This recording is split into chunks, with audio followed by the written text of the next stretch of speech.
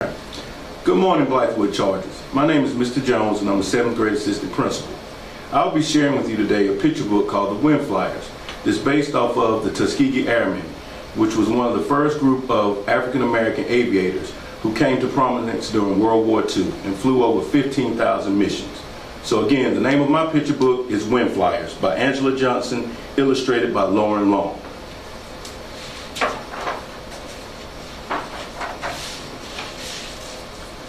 Great uncle was a wind flyer, a smooth wind flyer, a Tuskegee wind flyer.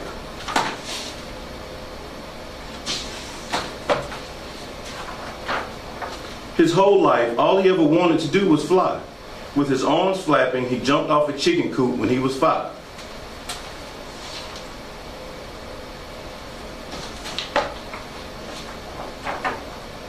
Then jumped off a barn into soft hay when he was 7. Uncle says it's because he'd watched some birds fly that day.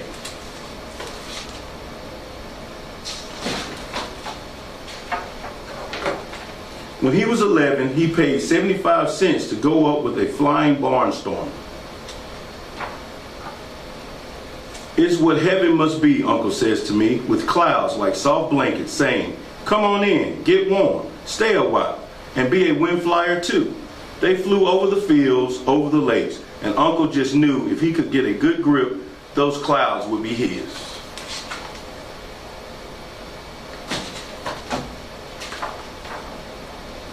He cried when they landed because then he knew what it was like to go into the wind, against the wind, beyond the wind.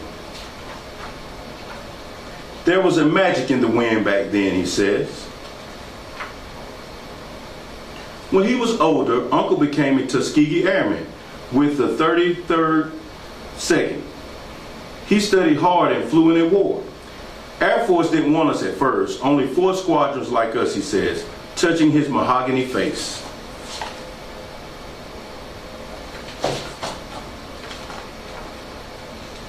And when his plane left the red Alabama dirt and flew in the air, he hoped he would never come down.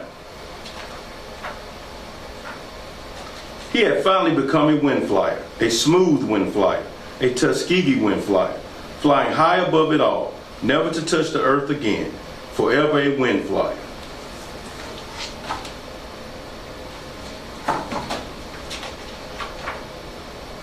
When I asked him if it was a big war, Uncle says they all are, but that's over now.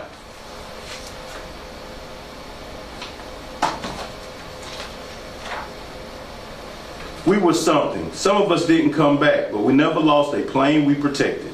Then Uncle points at the picture of him and the wind flyers, those smooth wind flyers, those Tuskegee wind flyers, young and brave, brave and young, all.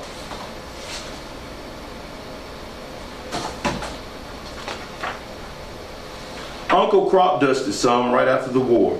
That's the only way he could still fly. The only way he could still catch the clouds and feel the wind. He says flying is different now, though.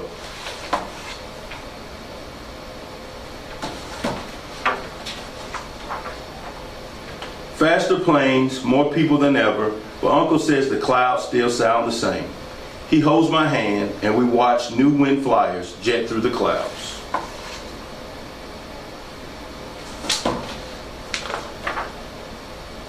Then once in a while, he takes me up and we become the smooth wind flyers, Tuskegee wind flyers, flying into the wind, against the wind, beyond the wind, the magical wind.